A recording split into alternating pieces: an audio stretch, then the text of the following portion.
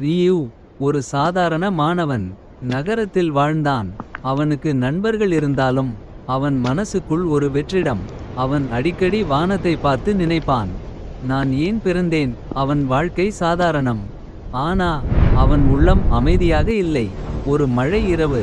சாலை நனைந்து வழுக்கலாக இருந்தது. ரியூ வீடு திரும்பிக் கொண்டிருந்தான். திடீரென்று ஒரு லாரி வேகமாக வந்தது.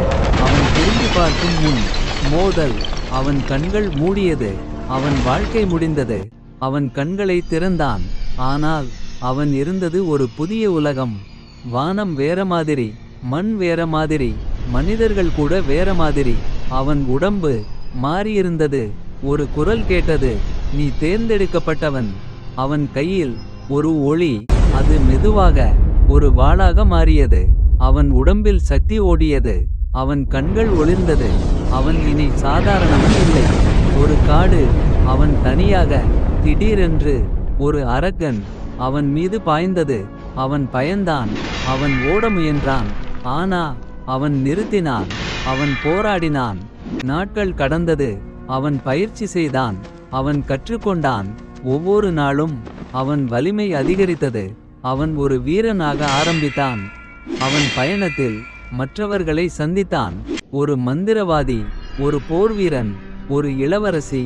அவர்கள் சேர்ந்து ஒரு குழுவாக மாறினார்கள். அவர்கள் ஒரு பழைய கோட்டைக்கு சென்றார்கள். அங்கே ஒரு உண்மை. இந்த உலகம் ஒரு இருள் அரசனால் கட்டுப்படுத்தப்படுகிறது. அவன் சக்தி முடிவில்லாதது. அவர்களில் ஒருவன் துரோகம் செய்தான். அவன் இருள் அரசனுடன் சேர்ந்தான். ரியூ அதிர்ச்சியடைந்தான். அவன் மனசு உடைந்தது. அவன் விழுந்தான். ஆனா அவன் எழுந்தான். அவன் நினைத்தான், நான் இதை முடிக்கணும். அவன் சக்தி இன்னும் அதிகரித்தது. இருள் அரசன் ஒரு பெரிய அரக்க உருவம். வானமே குலுங்கியது. போர் ஆரம்பித்தது. மின்னல், அக்கினி, அழிவு. ரியூ முழு சக்தியுடன் போராடினான். இறுதியில் ரியூ வெற்றி பெற்றான். இருள் மறைந்தது. ஒளி திரும்பியது. உலகம் காப்பாற்றப்பட்டது. அவன் வானத்தை பார்த்தான். அவன் சிரித்தான். இப்போது நான் என் வாழ்க்கையை கண்டுபிடித்து விட்டேன்.